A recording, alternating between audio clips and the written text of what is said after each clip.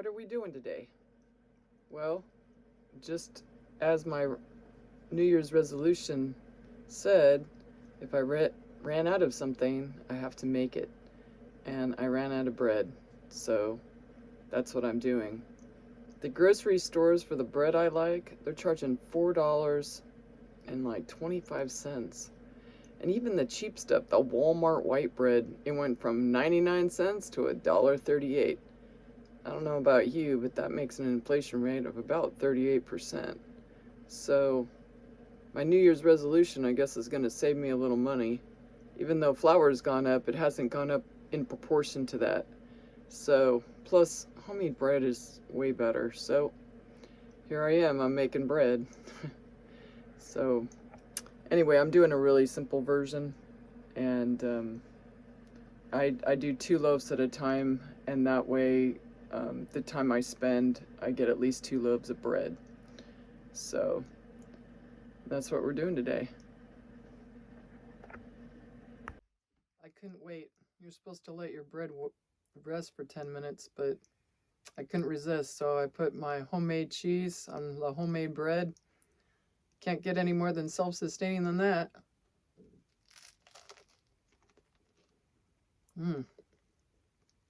Please like and subscribe if you do. So this bread consists of basically 3 ingredients.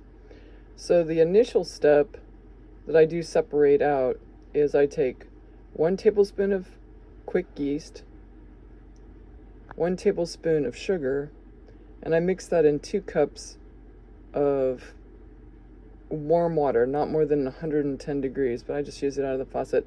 So I'm using quick rise yeast.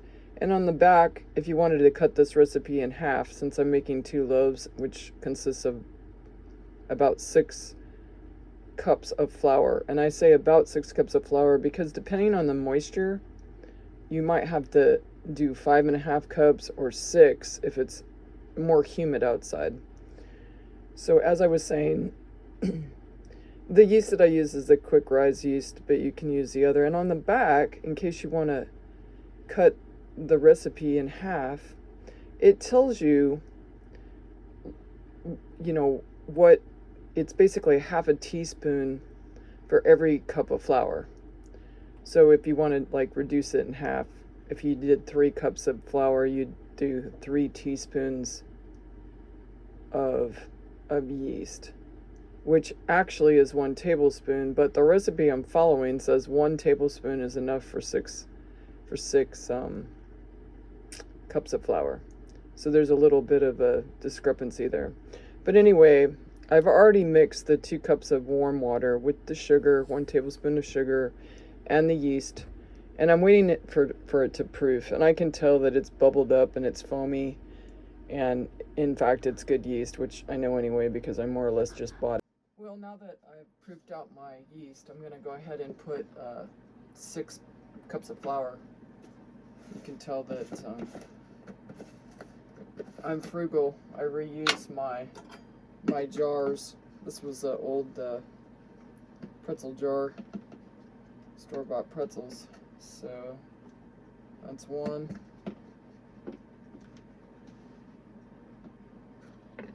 2,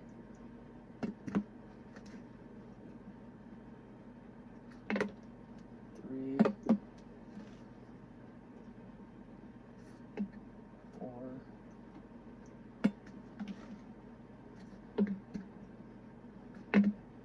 5, and 6. So I'll just make a little pocket here in the middle of my pile of flour. And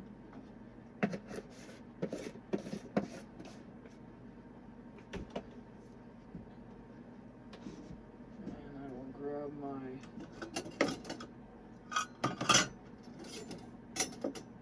I use my stainless steel spoon for this, and I'll just gradually start pouring my yeast into the flour.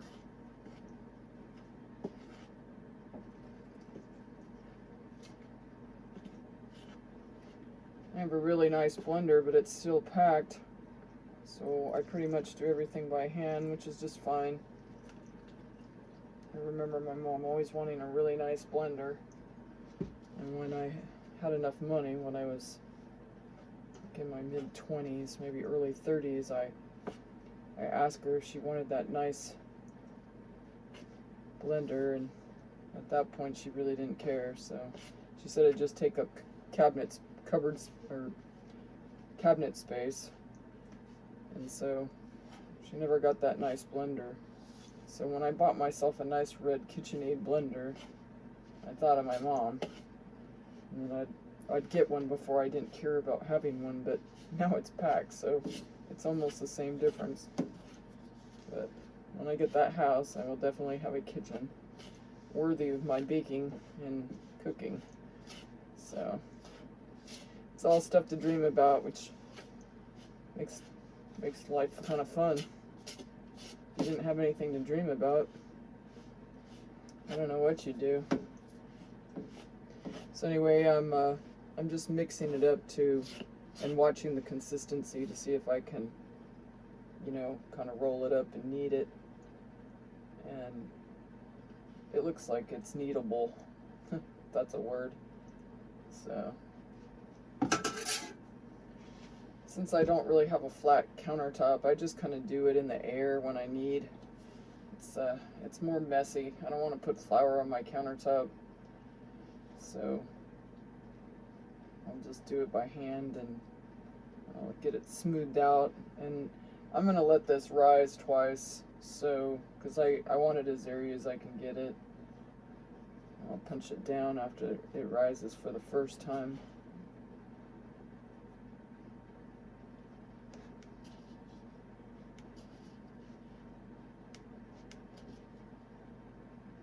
So kneading just pretty much consists of smashing your dough down. You just kind of roll it over and roll it over again until it has the right consistency. So since I'm making 2 loaves, I just, I don't even do one and then knead it. I do 2 separately. I mean, either way, you can do one big one and cut it in half later. I just considering the manner in which I'm kneading, it's easier just to do 2 separate ones.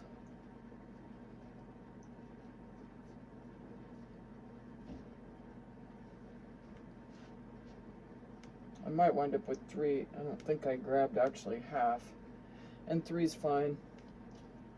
I'll be cooking this in a toaster oven on parchment paper, and since I've been baking bread, I can reuse that parchment paper, and I don't even find the necessity to have to use cornmeal to line it. I really try to decrease on my cleanup, and every time you spread a loose material, it seems to get everywhere. So as you can see, it's getting close. You really want a smooth consistency, at least from my experience. So I'll put this one aside and start on the second loaf here. So when you start off, if you get the right consistency, you don't even hardly have to flour your own hands. So our humidity level isn't as high as it usually is, but they say it's going to rain tomorrow, so I want to get this bread in the oven and get out there and wash the tractor and overseed some ryegrass, which, I mean, I really missed the season, but I finally finished up getting all the dirt leveled out around the pond, and so now I have just raw dirt around there. I'm sure it's full of nutrients because it's coming from the bottom of the pond that had duckweed in it. It's all since decayed while it was sitting in the pile, but I don't like to leave raw dirt exposed for any length of time, especially if we were to get a big rain. Then it would it just drain right back into the pond that I scooped out all that dirt from. So I definitely want to try to work it in and get something to sprout before we get the heavy spring rains. And I'm not sure if that's going to work, but I'm going to try. That's my idea anyway. Everything around here is trial and error, including baking. So it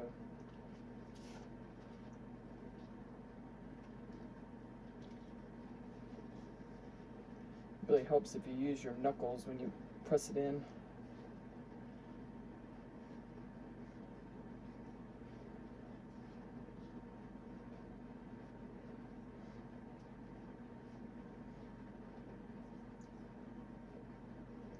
So while you're doing this, you can, well, you probably don't want to preheat your oven until your second rising, but if you're just going to pop it in there after the first rising, you can go ahead and preheat your oven. And in order to let some of the steam out, you'll also want to probably cut some horizontal slits on the top of your bread. That way it can cook evenly. You're increasing the surface area in the center of the loaf by cutting those diagonal cuts in the bread. So in case you ever wondered why your artisanal bread has those slits in it, it's not just to make it look pretty. It actually serves a purpose.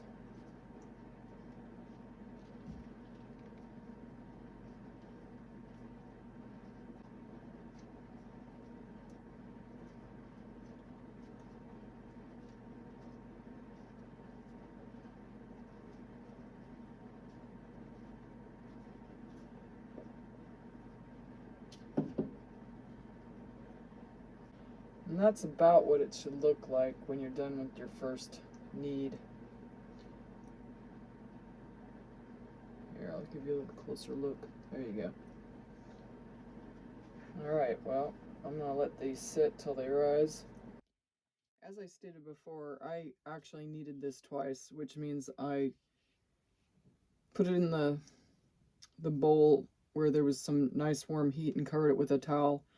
And then when it rose, I kneaded it one more time. And as you can see, like, it's not perfect. This one here has a much lighter consistency, and I think I overworked this a little bit, but it's okay. It'll just look a little more rustic. I'm not trying to impress anyone here. This is just so I have some bread to eat with my cheese. So I'm going to go ahead and pop this on my parchment paper.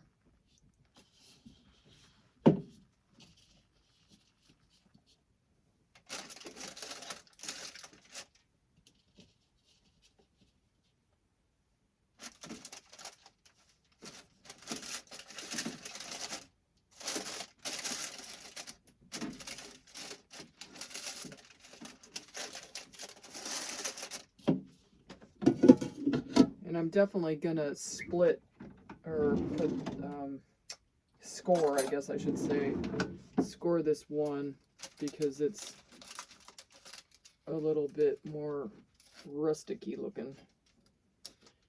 Maybe just 2 on this one.